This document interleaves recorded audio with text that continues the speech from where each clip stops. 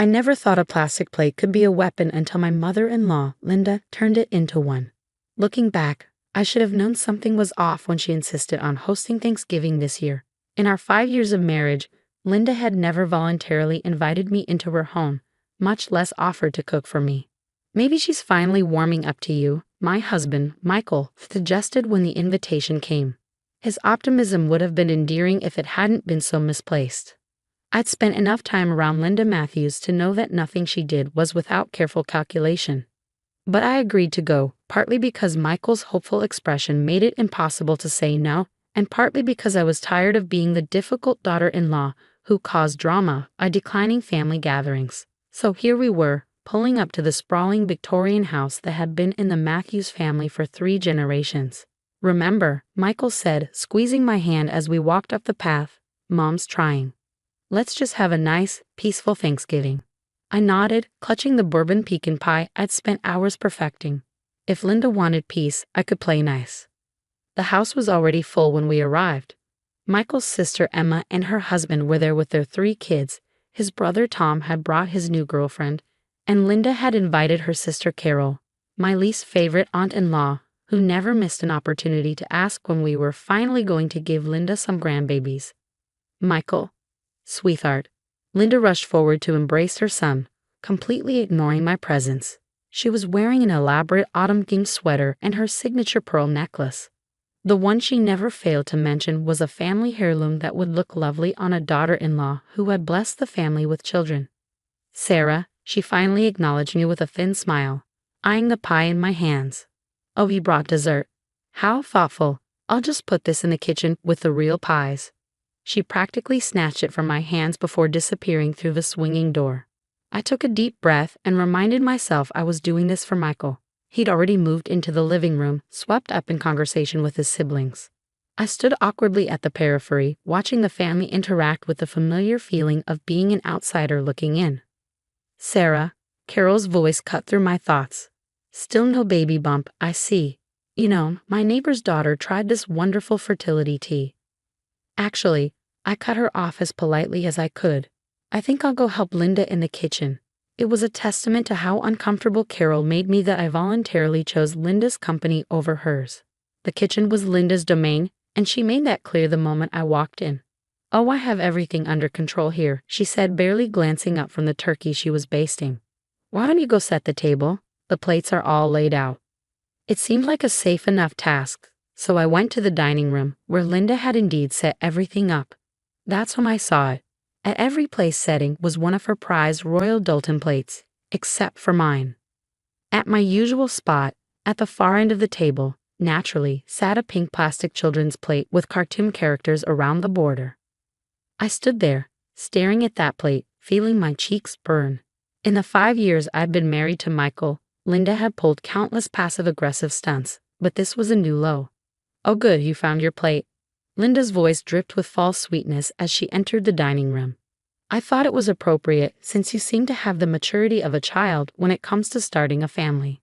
The room suddenly felt very small. Through the doorway, I could see the rest of the family gathering in the living room. Michael laughing at something his brother had said. None of them had any idea what was happening in here. "Linda," I kept my voice steady, "I think you know perfectly well why Michael and I don't have children yet." She waved her hand dismissively. "Oh yes, your excuses about waiting for the right time and focusing on your careers. Meanwhile, my poor son gets older, watching his siblings give me beautiful grandchildren while his wife selfishly." "Stop." My voice was quiet but firm. "You don't know anything about our situation." "I know my son would make a wonderful father," she snapped, dropping the sugary facade. "I know he comes from fertile stock. Look at his siblings. So the problem must be you. Too career-focused, too selfish, too broken to give him children." Each word hit like a physical blow, but I refused to let her see me cry. Instead, I reached for my purse, my fingers closing around the envelope I'd been carrying for weeks, waiting for the right moment. "You're right about one thing, Linda," I said, pulling out the envelope. "There is a medical reason why Michael and I don't have children yet. Would you like to know what it is?" Her eyes narrowed, fixed on the envelope in my hands. Before she could respond, Michael's voice rang out from the living room. "Mom, is dinner ready?" We're starving out here. Linda's face shifted back into its hostess mask. Coming, darling. Sarah was just admiring her special plate. She turned back to me, voice low. Put that envelope away and act like an adult for once. It's Thanksgiving, and I won't have you ruining it with your dramatics. As she swept out of the dining room, I stood there holding the envelope, my hands shaking slightly. She was right about one thing. It was Thanksgiving. And I had a lot to be thankful for, including the contents of this envelope that would finally put an end to her cruel assumptions. I heard the family moving toward the dining room and took a deep breath.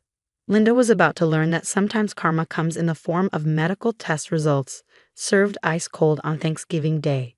The family filed into the dining room, conversations buzzing about football games and Black Friday sales. Michael took his seat beside me, finally noticing the pink plastic plate in front of me. His brow furrowed in confusion. But before he could say anything, Linda swept in carrying the turkey like it was the crown jewels.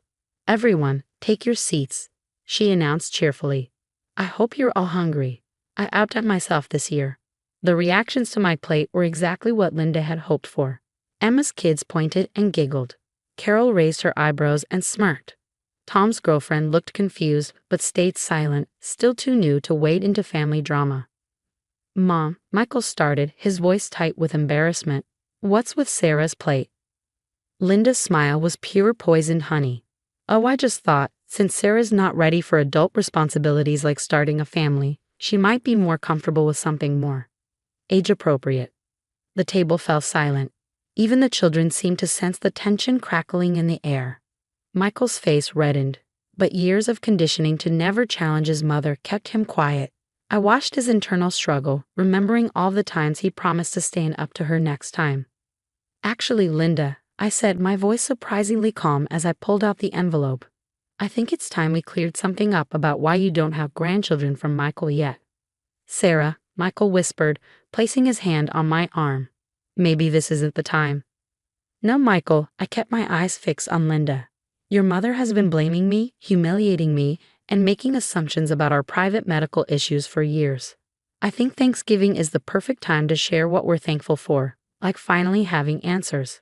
Linda's hands tightened around the turkey platter. I don't think anyone wants to hear about your excuses during dinner. They're not excuses, I said, opening the envelope slowly, deliberately. They're medical test results from your son's fertility specialist. The turkey platter slipped slightly in Linda's grip. For the first time, I saw real fear flash across her face. Michael, she turned to her son, her voice trembling slightly. Are you going to let her do this? Air our family's private business at Thanksgiving dinner? Michael looked between us, years of maternal manipulation warring with the truth he'd known for months. I held my breath, praying he'd finally find his voice.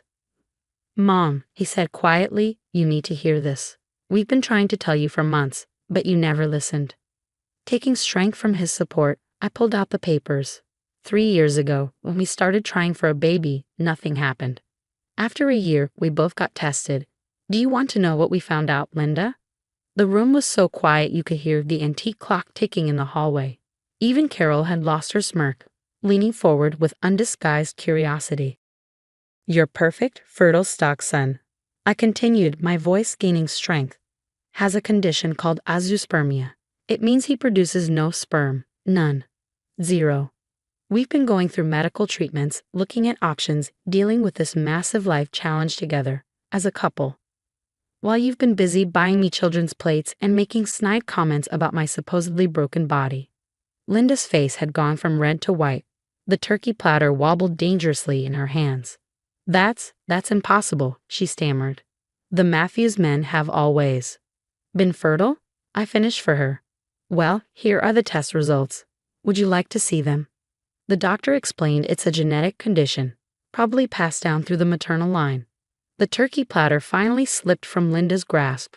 Michael jumped up to catch it, barely saving Thanksgiving dinner from ending up on his mother's expensive Persian rug. The loud clatter seemed to snap everyone out of their shocked silence. Oh my God, Mom, Emma spoke first, her voice full of horror. All these years you've been horrible to Sarah, and it was actually a genetic condition I passed to my son. Linda's voice was barely a whisper. She sank into her chair, her perfect hostess facade crumbling. Why didn't you tell me? We tried, Michael said, setting the turkey safely on the table. Remember last Christmas when we asked to speak to you privately? And at Emma's birthday in March? And when we stopped by in June? Every time you started attacking Sarah about not giving you grandchildren before we could explain. I have the dates written down, I added, pulling out a small notebook. Every time we tried to tell you, every dismissive comment, every gift of fertility tea or parenting books, every not-so-subtle jab. I wrote it all down. Would you like to hear what you said to me at Easter dinner? Tears were rolling down Linda's cheeks now, her carefully applied makeup leaving dark tracks on her face. The children watched wide-eyed as their indomitable grandmother crumbled before them.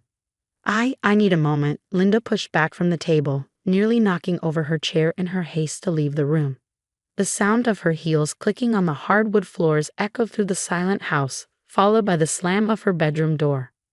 Well, Carol said into the awkward silence, I suppose we should say grace. Tom's girlfriend let out a nervous giggle, which set off Emma's kids, and suddenly the tension broke. As Michael's father quietly went upstairs to check on Linda, I looked down at my pink plastic plate and felt a weight lift from my shoulders. 3 years of blame, shame, and accusations finally ended by one envelope of medical truth. The rest of Thanksgiving dinner passed in a blur of awkward small talk and half-hearted attempts at normalcy. Linda never came back downstairs. Her husband brought her a plate but returned looking grim and shaking his head when Carol tried to ask how she was doing. I picked at my food on the pink plastic plate, no longer feeling the sting of the intended insult. Michael kept his hand on my knee under the table, a silent gesture of support that meant more than any words could express. As people started making excuses to leave early, Emma pulled me aside in the kitchen while I was packing up my untouched pecan pie. I'm so sorry, Sarah, she whispered, glancing toward the stairs.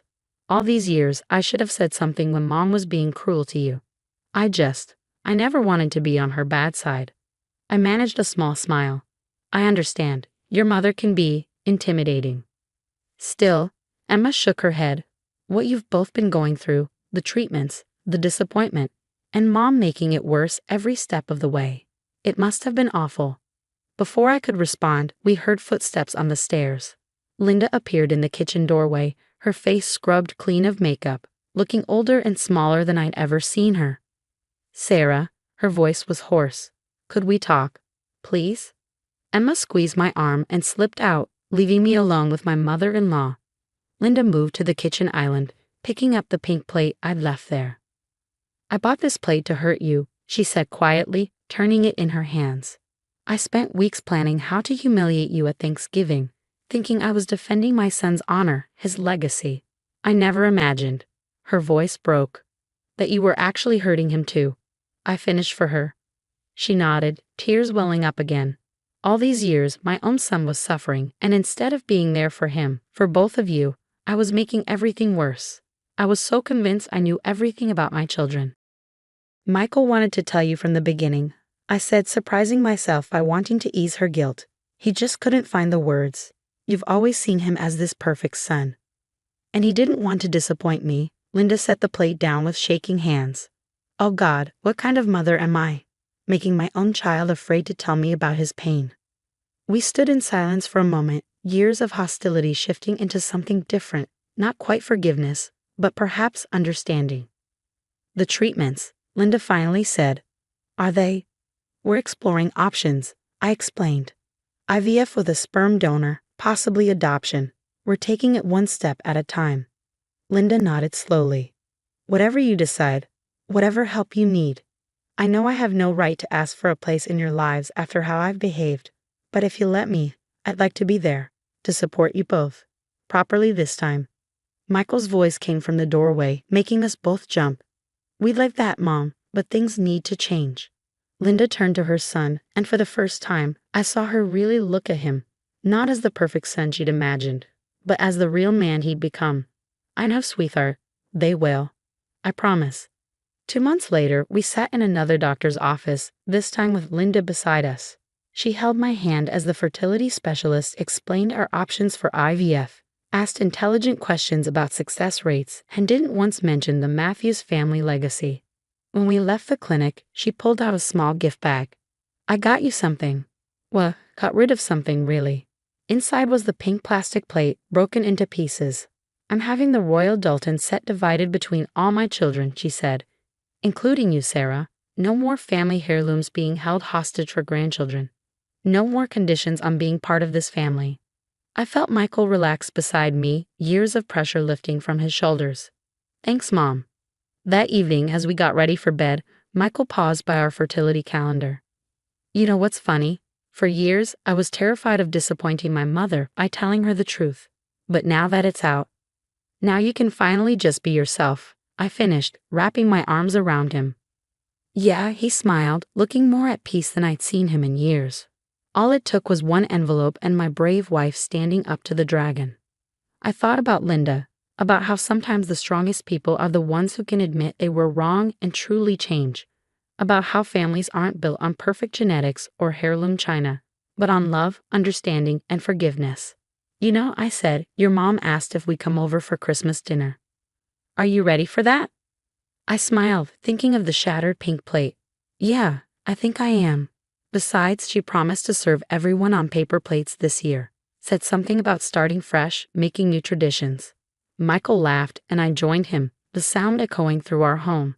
A home that would someday be filled with children, one way or another, surrounded by family who had learned that love doesn't come with conditions, and healing can begin with a broken plate and an open heart.